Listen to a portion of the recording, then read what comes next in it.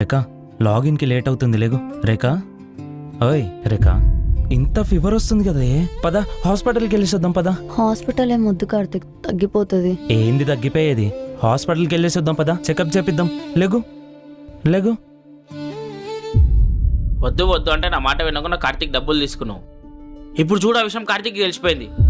నేనే తన డబ్బులు తీసుకొని మోసం చేస్తున్నా అనుకుంటున్నాడు. నా దగ్గర పని మానేసి బయటికి ఎక్కడికో వెళ్ళిపోయినాడు. ఫోన్ చేస్తే ఫోన్ కూడా లేపుతలేడు. డబ్బులు తక్కువ ఇస్తున్నామని కార్తిక్ ఎలా తెలిసింది? నాకేం తెలిసావని? అయినా ఇదంతా నీ వల్లేనా అయింది. ఎందుకు అరుస్తున్నారు? అసలు ఆ డబ్బులతో నేనేం చేశానో తెలుసా? ఏం చేసినావు? ఆ ఇంటి లోను కార్తిక్ పేరు మీద కాకుండా ప్రతి నెల నా పేరు మీద కడుతున్నాను.